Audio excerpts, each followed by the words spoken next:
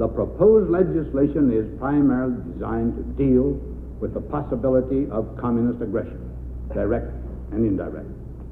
There is imperative need that any lack of power in the area should be made good, not by external or alien force, but by the increased vigor and security of the independent nations of the area. Experience shows that indirect aggression rarely, if ever, succeeds where there is reasonable security against direct aggression, where the government possesses loyal security forces, and where economic conditions are such as not to make communism seem an attractive alternative. The program I suggest deals with all three aspects of this matter, and thus with the problem of indirect aggression. It is my hope and belief that if our purpose be proclaimed as proposed by the requested legislation, that very fact will serve to halt any contemplated aggression. We shall have heartened the patriots who are dedicated to the independence of their nations. They will not feel that they stand alone under the menace of great power. And I should add that patriotism is, throughout this area, rightfully a powerful sentiment. It is true that fear sometimes perverts true patriotism into fanaticism and to the acceptance of dangerous enticements from without. But if that fear can be allayed, then the climate will be more favorable to the attainment of worthy national ambitions. As I have indicated, it will also be necessary for us to contribute economically to strengthen these countries or groups of countries which have governments manifestly dedicated to the preservation of independence and resistance to subversion. Such measures will provide the greatest insurance against communist inroads. Words alone are not enough. And let me refer again to the requested authority to employ the armed forces of the United States to assist to defend the territorial integrity and the political independence of any nation in the area against communist armed aggression. Such authority would not be exercised except at the desire of the nation attacked. Beyond this, it is my profound hope that this authority would never have to be exercised at all.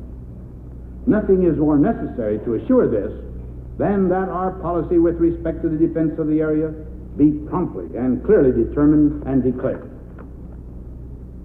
Thus the United Nations and all friendly governments, and indeed governments which are not friendly, will know where we stand. If, contrary to my hope and expectation, a situation arose which calls for the military application of the policy which I asked the Congress to join me in proclaiming, I would, of course, maintain hour by hour contact with the Congress if it were in session. And if the Congress were not in session, and if the situation had grave implications, I would at once call the Congress into special session. In the situation now existing, the greatest risk, as is often the case, is that ambitious despots may miscalculate. If power-hungry communists should either falsely or correctly estimate that the Middle East is inadequately defended, they might be tempted to use open measures of armed attack. If so, that would start a chain of circumstances which would almost surely involve the United States in great military action. I am convinced that the best insurance against this dangerous contingency is to make clear now our readiness to cooperate fully and freely with our friends of the Middle East in ways consonant with purposes and principles of the United Nations. I intend promptly to send a special mission to the Mideast to explain the cooperation we are prepared to give. Now, the policy which I have outlined involves certain burdens and indeed risks for the United States. Those who covet the area will not like what is proposed. Already they are grossly distorting our purpose.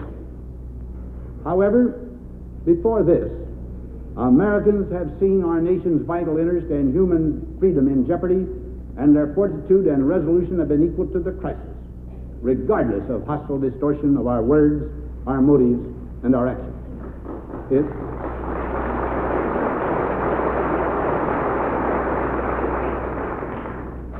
Indeed, the sacrifices of the American people in the cause of freedom have, even since the close of World War II, been measured in many billions of dollars and in thousands of the precious lives of our youth.